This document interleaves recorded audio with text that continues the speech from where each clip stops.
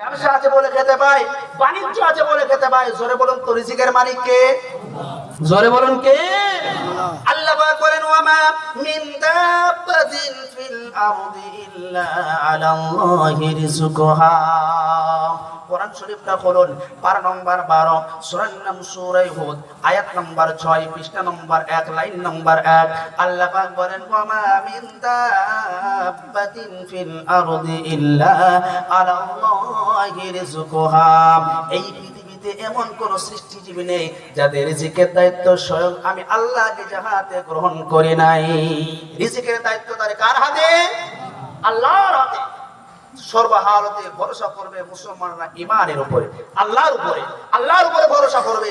যাদাতুহুম ঈমানা, তৃতীয় নম্বর হলো ভরসা করবে সর্বহালতে মুমিনরা আল্লাহর উপরে। আর আল্লাহর উপরে সর্বহালতে যদি ভরসা করতে পারি তাহলে জেনে যাবেন ওই যে 3টে পুরস্কার পাওয়ার জন্য 5টা গুণ আপনাকে অর্জন করতে হবে। তৃতীয় নম্বরের গুণটা আপনি অর্জন করেছেন। কত নম্বরে বলো? তৃতীয় নম্বরের গুণটা আপনি অর্জন করেছেন। মুসলমান ভাইরা, কিন্তু আজ আমরা ভরসা করি আল্লাহর উপরে নয়, বরং আমরা পীর সাহেবের উপরে, দরগার উপরে, মাজারের উপরে আমরা ভরসা করি। আজ আমরা মুসলমান হয়ে, আজ আমরা আল্লাহ পাকের শ্রেষ্ঠ মাখলুক হয়ে, আজ আমরা মানুষ হয়ে মানুষের কাছে যাই। মুসলমান ভাইরা, আল্লাহ পাক বলেন আমি সমস্ত গুনাহ ক্ষমা করে দিই, কিন্তু শিরকের গুনাহটা আল্লাহ পাক বলেন কখনো আমি ক্ষমা করি না। শিরকিয়াতের গুনাহটা আল্লাহ পাক কখনো মাফ করেন না। এটা আল্লাহ পাক সহ্য করতে পারেন না। যে আল্লাহ পাকের কাছে যেটা চাওয়া যায় সেটা অন্য কারো কাছে চাইলে এটা আল্লাহ পাক সহ্য করতে, সেটা আল্লাহ পাক সেটা সহ্য করতে পারেন না। কেন আপনি মাজারে যাবেন? কেন আপনি দরগায় যাবেন? কেন আপনি বাবার কাছে চাইবেন? দেনেওয়ালা কে? সকলে চিল্লে বলুন দেনেওয়ালা কে? আল্লাহ রাব্বুল আলামিন। মুসলমান ভাইয়েরা, একটা স্পষ্ট আয়াত আমি আপনাদের কাছে জানিয়ে দিয়ে যাই। স্পষ্ট আয়াত, এর মধ্যে কোন রকম আর ভেবে থাকতে পারে না। আল্লাহ পাক বলেন কুল লা আকুলু লাকুম ইনদি খাযাইনুল্লাহ।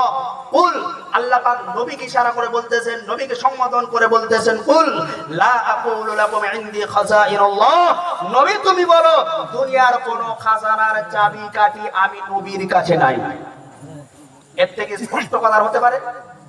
দুনিয়ার কোন খাজানার চাবিকাঠি, দুনিয়ার কোন খাজানার ভান্ডার আমি নবীর কাছে নাই। সূরা আনআম 7 পারা 50 নম্বর আয়াত, সূরা আনআম। কুল লা আকুলু লাকুম ইনদি খাযাইনুল্লাহ। বলুন দুনিয়ার কোন খাজানার চাবিকাঠি আমার নবীর কাছে যদি না থাকে, দুনিয়ার আর কারো কাছে থাকতে পারে? থাকতে পারে? কেন আপনি দরগায় যাবেন? কেন আপনি বাতের চাবড়ি যাবেন? আল্লাহ পাক বলেন ইন্নাহু মান ইউশরিক বিল্লাহি ফাকাদ হারামাল্লাহু আলাইহিল জান্নাহ। কোরআন শরীফটা বলুন, পারা নম্বর 6, সূরার নাম সূরা মাঈদা, আয়াত নম্বর 72, 72 নম্বর আয়াত। আল্লাহ পাক বলেন ইন্নাহু মান ইউশরিক বিল্লাহি ফাকাদ হারামাল্লাহু আলাইহিল জান্নাহ। নিশ্চয়ই আমি আল্লাহর সঙ্গে যারা শরীক স্থাপন করলো আমি তাদের জন্য চিরতরে জান্নাতকে হারাম করে দিলাম। জোরে বলুন নাউজুবিল্লাহ। চিরতরে জান্নাত আল্লাহ পাক হারাম করে দিয়েছেন তার জন্য। সমস্ত গুনাহ আল্লাহ পাক maaf করেন, শিরকিয়াতের গুনাহ আল্লাহ পাক maaf করেন না। অনেক কাজ আল্লাহ পাক বলেন तमाम পৃথিবীর মানুষ শোনো, কিয়ামতের ময়দানে তোমরা যদি আমার সঙ্গে সাক্ষাৎ করতে চাও, দেখা করতে চাও, তাহলে তোমাদেরকে 2টি কাজের দায়িত্ব নিতে হবে। ওই 3টে পুরস্কার তোমরা যদি পেতে চাও তাহলে তোমাদেরকে আরো 2টি কাজের দায়িত্ব নিতে হবে। সেই 2টো কাজ কি? ফামাউ কানা ইয়ারজু লিকা রাব্বিহি ফালিয়ামাল আমালান সালিহা ওয়ালা ইউশরিক বিইবাদাতি রাব্বিহি আহাদা। কোরআন শরীফের পারা নম্বর 16, সূরার নাম সূরা কাহাফ, আয়াত নম্বর 110। আল্লাহ পাক বলেন ফামাউ কানা ইয়ারজু লিকা রাব্বিহি ফালিয়ামাল আমালান সালিহা। तमाम পৃথিবীর মানুষ তোমরা যদি আমার সঙ্গে সাক্ষাৎ করতে চাও, দেখা করতে চাও, তাহলে তোমাদেরকে 2টি কাজের দায়িত্ব নিতে হবে। 1 নম্বর কাজ হলো ফালিয়ামাল আমালান সালিহা, নেক কাজ করতে হবে, ভালো কাজ করতে হবে। 2 নম্বর দায়িত্বটি হলো ওয়ালা ইউশরিক বিইবাদাতি রাব্বিহি আহাদা। আমি আল্লাহর সঙ্গে কাউকে শরীক স্থাপন করা যাবে না। এই 2টি কাজের দায়িত্ব নেওয়া যাবে ইনশাআল্লাহ। জোরে বলেন ইনশাআল্লাহ। প্রথম নাম্বার দায়িত্ব ফালিয়ামাল আমালান সালিহা, নেক কাজ করতে হবে। একটা বিষয় আমি আপনাদেরকে পরিষ্কার জানিয়ে দিয়ে যাই, সেটা হলো ভালো কাজ করলে যে আপনি সওয়াব পাবেন, নেকি পাবেন না, কিন্তু তা পাবেন না। ভালো কাজ করে নেকি পাওয়ার জন্য, সওয়াব পাওয়ার জন্য আবার দুটো শর্ত আছে। আলেমদেরকে জিজ্ঞাসা করুন, আবার দুটো শর্ত আছে। ভালো কাজ করে নেকি পাওয়ার জন্য আবার দুটো শর্ত আছে। এক নম্বর শর্ত হলো ভালো কাজটা হতে হবে আল্লাহকে রাজি খুশি করার জন্য। কাকে বলো? আল্লাহকে। বুঝে আসছে কথা? ভালো কাজটা হতে হবে আল্লাহকে রাজি খুশি করার জন্য। দ্বিতীয় নম্বর শর্ত হলো ভালো কাজটা হতে হবে নবী করিম সাল্লাল্লাহু আলাইহি ওয়াসাল্লামের তরিকা অনুযায়ী হতে হবে। কথা বুঝে আসতেছে? ভালো কাজ করলে যে আপনি সওয়াব পাবেন, নেকি পাবেন না, তা পাবেন না।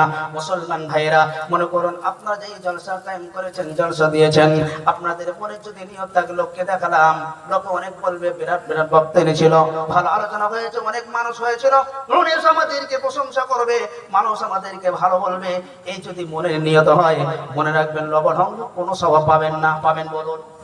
এই যদি নিয়ত হয় কোনো সওয়াব মিলবে না।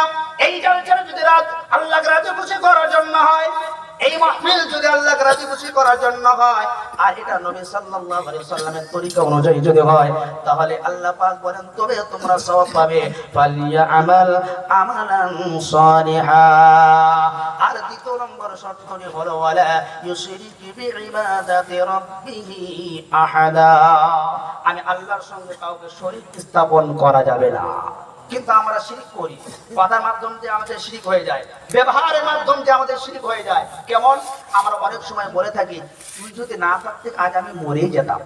বলি কি বলেন? অনেক সময় তুই যদি না থাকতে আজ আমি খেতেই পেতাম না। এই সমস্ত কথা বলে থাকি। দেখবেন মা বোনেরা বেশি করে বলে থাকে। মা বোনেরা যদি আমার আওয়াজ শুনতে থাকেন তাহলে আপনারা বেশি করে একটু কান করবেন এই আওয়াজটাতে। মা বোনেরা বলে থাকে জমুজ কলা খাবে না, তাহলে জমুজ ছেলে হবে। দেখবেন বাচ্চাদের মাথায় অনেক সময় দুটো করে টিকে বলে যায়। টিকে বলেন তো নাকি? টিকনি টিকনি, ওই টিকনে বোঝা যায়। মেয়েরা বলে থাকে তোর মাথায় দুটো টিক আছে, দুটো তোর বিয়ে হবে। বলে কি বলে না? মুসলমান ভাইয়েরা বলে শিরকিয়াতের পর্যায়ে চলে যায়। এই সমস্ত কথাবার্তা বলে শিরকিয়াতের পর্যায়ে চলে যায়। ইমানদার যারা হবে, মুমিন যারা হবে, তারা মেপে চুপে কথা বলবে, কথা বলে খুব হিসাব মতো কথা বলবে। আরো দেখবেন কিছু কথা আছে বাচ্চা অবস্থায় যে দাঁতগুলি শুরুতে উঠে 6-7 বছর 8 বছর বয়স হওয়ার পরে ওই দাঁতগুলি ভেঙে যায়। যায় কি যায় না বলুন? ওই দাঁতগুলি ভেঙে যায়। আগেতে দাদিরা শিখিয়ে দিত এই দাঁতটা নিয়ে চলে যায় ইঁদুরের গর্তর কাছে, ইঁদুরকে গিয়ে বল ইঁদুর এই তোর দাঁতটা দে আর আমার দাঁতটা নে। বলতো না? তোর দাঁতটা দে আর আমার দাঁতটা নে। পানিতে গিয়ে বলে এই মাছকে মাছ রে মাছ, তোর দাঁতটা দে আর আমার দাঁতটা নে। মুসলমান ভাইরা, এই সমস্ত কথা আমরা ছোটবেলায় অনেকেই বলেছি, আমিও বলেছি, আমার দাদি শিখিয়ে দিয়েছেন একবার। সেই জন্য মনে থাকে, আপনাদেরও মনে আছে কখন খান আর না। মুসলমান ভাইরা, আমরা যে কথা বলতেছিলাম বলুন তো দিতে পারে কে? দেনেওয়ালা কে? আর আমি চাইলাম কার কাছে? দূরে। শিরকিয়াতের পর্যায়ে চলে যায়। মুমিনদের কাজ হবে, মুমিনদের কথাবার্তা হিসাব করে বলতে হবে। বলবেন ইনশাআল্লাহ। জোরে বলেন ইনশাআল্লাহ। তাহলে ভরসা করবে এরা কার উপরে? আল্লাহর উপরে। আল্লাহ পাক বলে যাদাতুকুম ঈমানা ওয়া আলা রাব্বিহিম ইয়াতাওয়াক্কালুন। 3 নম্বর হলো তারা ভরসা করবে আল্লাহ রাব্বুল আলামিনের উপরে। আর 4 নম্বর গুণ যেটা অর্জন করতে হবে, আল্লাহ পাক বলেন ওয়া আকিমুস সালাহ। তোমাদেরকে নামাজ প্রতিষ্ঠিত করতে হবে, সালাত কায়েম করতে হবে। মুসলমান ভাইরা, 4 নম্বর গুণ যেটা সেটা হলো নামাজ, সালাত আদায় করতে হবে, প্রতিষ্ঠিত করতে হবে। মুসলমান ভাইরা বলুন তো এই গুণটা আমাদের প্রত্যেকের ভিতরে আছে না নাই? আছে প্রত্যেকের ভিতরে? না, নাই। তাহলে এই গুণটা যদি না থাকে জানতে হবে ওই যে 3টে পুরস্কার আল্লাহ পাক ঘোষণা করেছেন, এই 3টে পুরস্কার কিন্তু আপনি পাবেন না, কারণ আপনার ভিতরে কোনগুলো পাওয়া যাচ্ছে না। 3টে পুরস্কার পাওয়ার জন্য 5টা গুণ আপনার ভিতরে থাকতে হবে। ওয়া আকিমুস সালাতা ওয়া মিম্মা রাযাকনাহুম ইউনফিকুন। 4 নম্বর গুণ হলো তোমাকে সালাত আদায় করতে হবে, নামাজ প্রতিষ্ঠিত করতে হবে। মুসলমান ভাইরা বাজানেরা, শুধু নামাজ পড়লেই হবে না। আমরা তো অনেকেই নামাজ পড়ি, নামাজে কোথায় কি লাগাতে হয় সেটাও জানি না। রুকু সিজদায় কি বলতে হয় জানি না, সিজদায় কি বলতে হয় সেটাও আমাদের জানা নাই। কথা বলো, ঠিক বলছি না? বলছি যারা নামাজ পড়ে না তাদের কথা আমি ছেড়ে দিলাম, যারা নামাজ পড়তেছে 20 বছর 30 বছর থেকে এখনো পর্যন্ত জানে না রুকু সিজদায় গিয়ে কি বলতে হয়, এখনো পর্যন্ত জানে না সিজদায় গিয়ে কি বলতে হয়, এখনো পর্যন্ত জানে না কিভাবে ওযুটা ভালোভাবে তৈরি করতে হয়। মুসলমান ভাইরা বাজার